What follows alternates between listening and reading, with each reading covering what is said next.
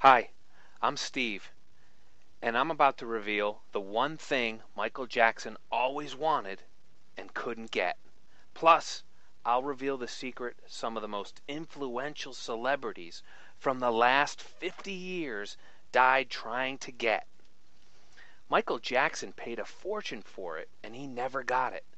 So did Marilyn Monroe, and so did Elvis, and Anna Nicole Smith. What am I talking about? Sleep. A good night's sleep. None of these rich and famous celebrities, no matter how much money they paid, could buy a good night's sleep. That's tragic. Isn't that sad? But the fact of the matter is, 51% or more of Americans suffer from some sort of sleep disorder, where they never get a good night's sleep, no matter how bad they want one. What's worse, many of the richest people who've ever lived have paid a fortune to get a good night's sleep and failed. The only way they could sleep was by taking sleeping pills. Elvis needed methaqualones. Marilyn Monroe needed pentobarbital and chloral hydrate. Michael Jackson needed propofol injections. Anna Nicole Smith needed Valium and chloral hydrate. And you know what? At one time, I used to be in their shoes too. I used to never get a good night's sleep. It wasn't uncommon for me to function through the day with minimal or no sleep. Functioning through the day is barely living. It's no fun at all. And when I discovered the secret to getting a good night's sleep every night on command, my life went from functional to fantastic. Yours can too. And I'll tell you how. But first, let's look at something that just may startle you. Here's the sad truth. We've been trained to believe that it's okay to take a pill for insomnia. You can't sleep? No problem, you hear. Just take a pill. But taking a pill to fall asleep is a dangerous, dangerous practice. Let me tell you why.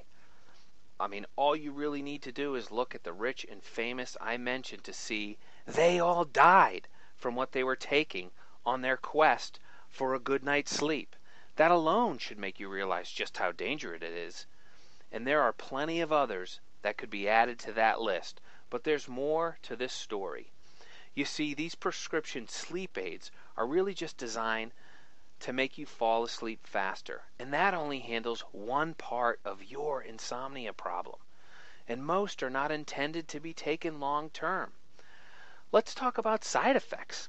I went digging and found one of the most highly reported side effects of prescription sleep aids is somnolence. Now that's a pretty big word, and Big Pharma figured you and I would just look past a word like that, especially when it's buried in the prescribing information. Well, they figured wrong. Somnolence is the feeling of sleepiness. It's one of the highest reported adverse events. So let me get this straight. We take a sleep aid and wake up the next day with a feeling of sleepiness? How's this supposed to help you get a good night's sleep and wake up feeling refreshed? Sounds like you wake up the next morning barely functioning. It's no wonder they have to warn you about these things you may do but won't remember when taking their drugs. Like sleep driving. That's getting out of bed and driving your car while not fully awake, which, by the way, quote, can be dangerous. Also, making and eating food, getting out of bed, cooking and eating, and having sex. If I'm having it, man, I want to remember it. And what's even more insulting is this I found, and I quote, "The failure of insomnia to remit after 7 to 10 days of treatment may indicate the presence of a primary psychiatric and/or medical illness that should be evaluated." So if our pill doesn't work, then you must be crazy. And what are we if we don't take it? Truth be told, I never used to have a problem falling asleep or staying asleep. It didn't matter how much sleep I got either. I'd wake up feeling completely rested. In fact, I could lay my head down on the pillow and be out in seconds. At home or traveling, hot or cold temperature, light or dark in the room, it didn't matter.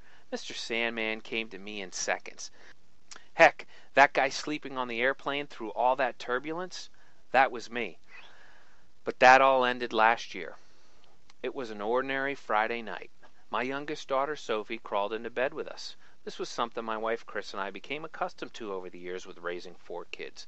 The usual routine was for me to put the kids back into bed, as I could always fall asleep after any disturbance and my wife couldn't. I looked at the clock to see it was 1 a.m. For some reason this night I just rolled back over and went back to sleep, not returning Sophie to her room. Next thing I know, I'm awakened by my daughter shaking in my back. I look at the clock, it was 4:45. She must be dreaming, I thought. I called her name for her to stop, but it continued. At this point, my wife and I were both awake, and I turned on the light. Sophie was having a seizure. Being in the health field, I've seen my share of health-related events, but this was the most frightening thing my wife and I have ever experienced. She came out of it after what seemed like an eternity, when in reality it was about 45 seconds. We rushed her to the hospital, and they ran the gamut of tests. All the tests came back normal, and we were sent home being told that 95% of kids will have a seizure and never have another. Sophie had 2 more seizures that day. The nights that followed were pretty sleepless, and you can imagine how difficult it was for a 6-year-old to fall asleep again, since she now associated sleep with seizures. Sophie slept in our bed the first week, against doctor's orders, and we were up at every twitch and whimper. When we moved her back to her room, we went ahead and installed a video monitor, again against doctor's orders. This was supposed to give us peace of mind so we could rest, but the sleepless nights continued. Needless to say, one sleepless night ran into the next, and before you knew it, my wife and I were months into it, getting by on little to no sleep. We were physically and mentally exhausted. I knew something had to change. I took this time to monitor myself to see what I was doing now compared to what I was doing when I could fall asleep. You might say that it's obvious why we weren't sleeping, and who could blame us under those circumstances, and you'd be right. But millions suffer from insomnia, and those people's circumstances can't all be like ours. I didn't stop there. I researched what the body does during sleep and why your body needs rest. Getting a good night's sleep allows your body to repair and recharge itself, physically, mentally, and emotionally. It's nature's way of healing yourself. Then, one sleepless night, I discovered it. A way to rid my daughter of her fear, clear our minds, and prepare our bodies for the sleep we so desperately needed.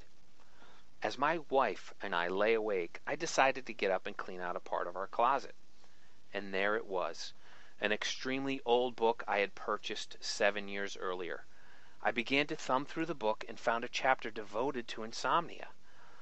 What I unearthed that night is a treasure trove, an ancient system of physiological exercises that have been life-changing and insomnia-ending. Mystical exercises that calm your restless brain waves and relax your tense body.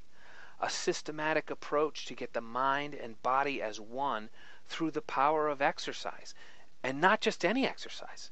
Exercises that were once passed down from generation to generation of what is now a lost civilization, the Magi.